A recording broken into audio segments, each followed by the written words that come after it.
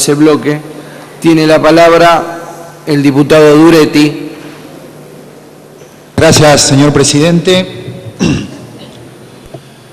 Señor presidente, esta noche, aquí en esta legislatura, en este recinto, venimos a plantear la situación que está viviendo la República Argentina desde hace algunos días y que también afecta a la provincia de Buenos Aires.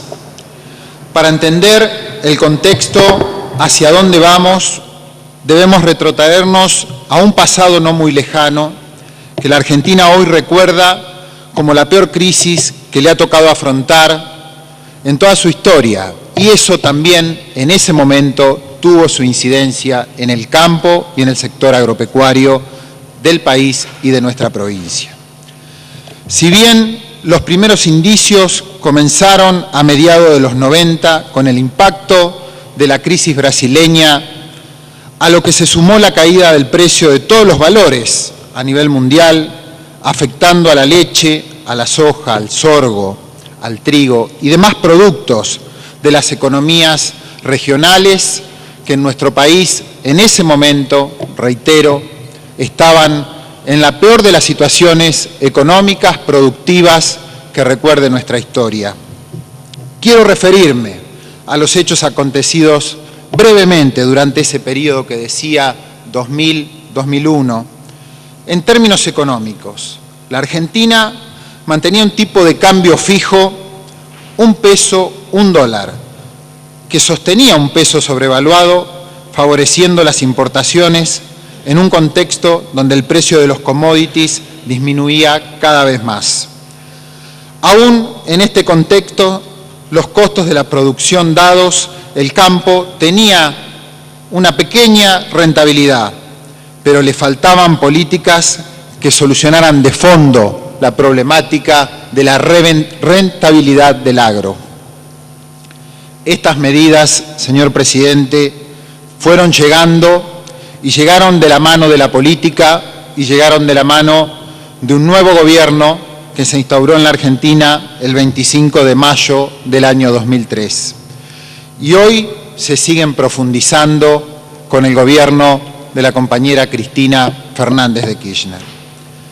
Por aquel entonces accedimos a lo que el campo venía pidiendo, un tipo de cambio competitivo que incentivara las exportaciones y se adecuara al contexto internacional.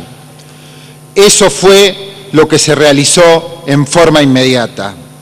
Es así como la devaluación y el aumento de los precios internacionales, entre ellos el de la soja y el girasol, principales productos de exportación argentina, devolvieron poco a poco los márgenes de rentabilidad. Si me permite, señor presidente, quisiera citar algunos trabajos de estudios que se realizaron comparativamente de la rentabilidad de algunos productos del campo en ese momento de la historia de nuestro país y los que tenemos actualmente. Según un sondeo realizado en el departamento de Castellanos, en la provincia de Santa Fe, en el periodo 90-2001, con la convertibilidad de un peso igual a un dólar, el kilo de novillo costaba 0,75 centavos. El litro de leche pagado en la tranquera era 0,10 centavos. El litro de gasoil era 0,45 centavos. Un automóvil o una pick-up 0 kilómetro costaba 25.000 pesos. Un tractor grande, 35.000 pesos. De esta manera, por entonces, para cargar un litro de gasoil, el productor debía vender 1 kilo de novillo o 4,5 litros de leche para comprar un vehículo. El chacarero tenía que disponer de 250.000 litros de leche o de 60.000 kilos de novillo. Para adquirir un tractor tenía que comercializar 350.000 litros de leche o 80.000 kilogramos de novillo. Igual relación tenía con toda la maquinaria agrícola. Permítame que ahonde en estos datos para comparar de qué manera la decisión que se tomó en el año 2003 con el tipo de cambio competitivo saliendo de la convertibilidad de 1 a 1, favoreció eso, el desarrollo que tanto necesitaba el campo argentino y que tantos productores que en ese momento se encontraban con sus campos endeudados, con una situación sumamente difícil y con un horizonte muy negro en el campo productivo, cambió esa relación a partir de las nuevas reglas de juego que en la economía había instaurado el gobierno de Néstor Kirchner. Con un dólar a 3 pesos, el kilo de novillo pasó a valer 2,70. El litro de leche pagado al tambero, 0,55. El litro de gasoil, 1,45 pesos. Una pick-up hoy se compra con 75.000 pesos, un tractor grande con 110.000 pesos. En este periodo, para cargar un litro de gasoil, el productor vende 500 kilogramos de novillo o 2,5 litros de leche. Para comprar un vehículo tiene que vender 28.000 kilogramos de novillo y para comprar un tractor tiene que vender 40.000 litros de leche. Igual relación con toda la maquinaria agrícola. A simple vista podemos ver cómo cambiaron los indicios de la rentabilidad en muchos sectores del campo.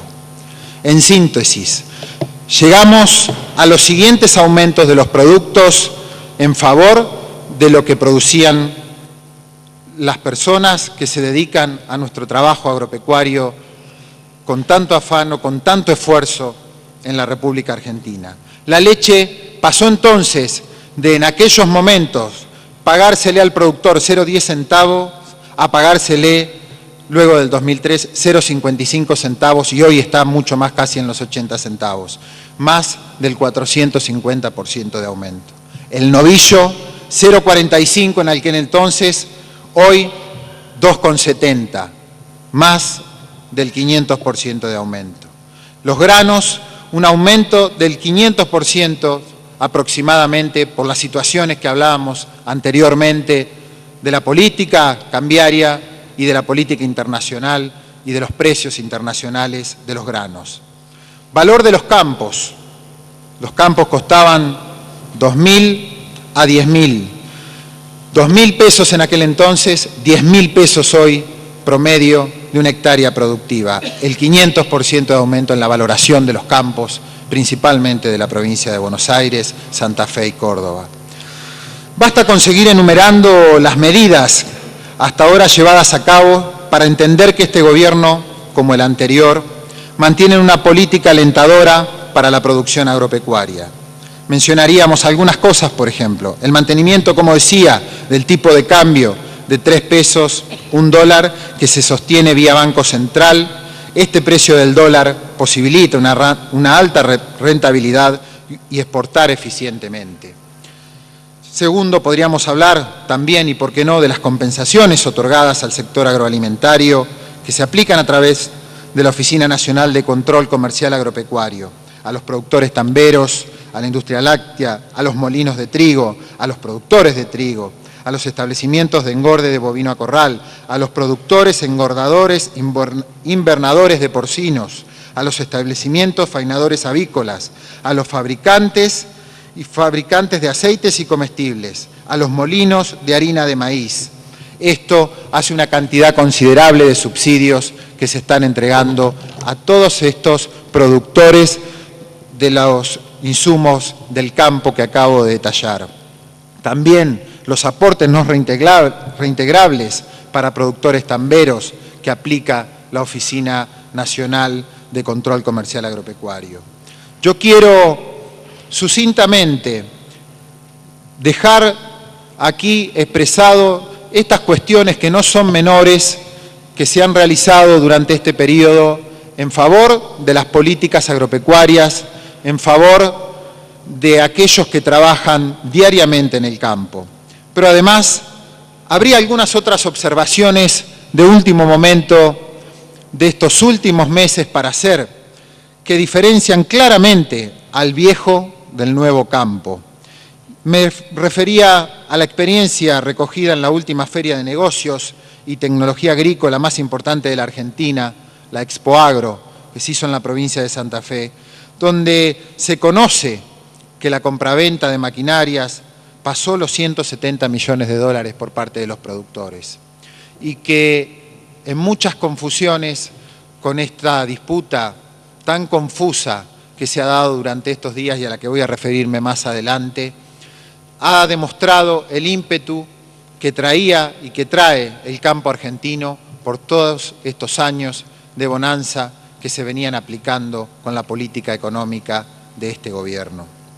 En el actual contexto internacional, señor presidente, donde convergen factores positivos como el crecimiento económico alto y el proyectado, mejoran los términos de intercambio, fuertes demandas de productos del sector más competitivo, con innovación tecnológica, necesidad de insumos para biocombustibles y la irrupción de los países desarrollados asiáticos que demandan mayor calidad de alimento, en especial aquellos en base de soja. Ahí nosotros debemos poner el acento que la Argentina debe capitalizar sus ventajas comparativas, puesto que posee el campo más productivo y eficiente del mundo. Reitero, la Argentina posee el campo más productivo y eficiente del mundo, inclusive superando al Brasil, que también en nuestro Cono Sur, en el Mercosur, tiene altos índices de producción agropecuaria. Para continuar, y es en esta nueva y próspera realidad que hemos tenido desde el 2003 hasta la fecha en la economía, que se establece el nuevo esquema de retenciones que tanto problema y discusión nos ha traído. ¿Qué constituye las retenciones? Una intervención técnica y eficiente del Estado a fin de desvincular el precio del mercado interno del que rige el mercado internacional. Argentina tiene una particularidad: consume lo que exporta y la demanda internacional de productos como la leche, la carne y el trigo es completamente elástica. ¿Esto qué quiere decir? Que se vende el total cualquiera sea el precio estipulado, por lo cual debemos también preocuparnos porque este fenómeno no impacte en el bolsillo de todos los argentinos. Aquí, señor presidente, una de las ideas fuerzas y fundamentales de las políticas de Estado de este gobierno. La idea de que el beneplácito económico y las condiciones favorables de algún sector específico de la economía no impacte negativamente en el bolsillo de todos los argentinos y se quede solamente en el de algunos pocos. La medida anunciada por el ministro de Economía, el licenciado Martín Lustó, pocas horas después de que la soja alcanzara su punto máximo, según el mercado de granos de Chicago, tiende a evitar el traslado del alza de los precios internacionales a los precios domésticos. Establece alícuotas marginales crecientes, otorga previsibilidad al sector ante diferentes escenarios de precios e introduce incentivos diferentes para lograr una mayor diversificación de la producción agrícola, entre otras cuestiones. También tiende a cuidar el resto de las actividades agropecuarias. También tiende, por más que se vituperó mucho esa expresión de la sojización, también tendemos a proteger el suelo argentino, también tendemos a entender que no es un bien renovable el suelo argentino, que debemos cuidarlo y rotar los cultivos, y para eso también hay una obligación del Estado de darle rentabilidad a otros sectores del sector agropecuario para que muchos productores y sobre todo los pequeños y medianos productores vuelvan a otras siembras alternativas, a la cría de animales, y de esa manera no sembremos soja en todos los aspectos del campo bonaerense o del campo argentino y estemos aportando también, por qué no decirlo, a la destrucción de nuestro campo con los insumos que se lleva este tipo de cereales. Además de este carácter regulador, las retenciones también tienen un objetivo fiscal. La necesidad de recaudar no tiene por qué tener una connotación negativa, como muchos han querido decir o criticar.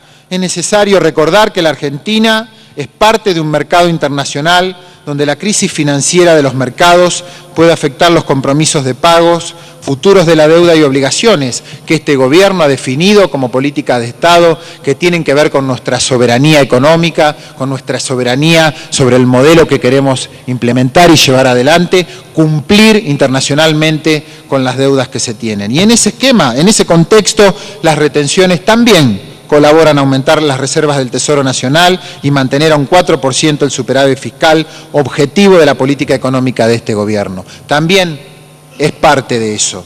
Pero ¿qué estamos haciendo? Desde comienzos del gobierno del presidente Néstor Kirchner, señor presidente, la Argentina ha recuperado la capacidad de determinar el rumbo económico que este país quiere tener. Y ello en el marco de las políticas inclusivas, es decir, que respondan a las necesidades de todo el pueblo argentino. En este plano, las retenciones móviles que se han anunciado, que tendrán una vigencia de 4 años, significan que la alícuota de las retenciones a las exportaciones de granos estará sujeta a los cambios de los precios internacionales de los cereales y las oleaginosas, como todos sabemos, contemplando así a los vaivenes de la economía internacional en cuanto a las variaciones de dichos precios. Es decir, que si se varía el precio de algún cereal o oleaginosa, por ejemplo, baja el precio de la soja, como ha pasado en estos días, la alícuota de la retención también bajará y esto también será favorable para el productor. Así, la medida tendiente a ordenar y enmarcar un horizonte de previsibilidad para los que invierten en el campo.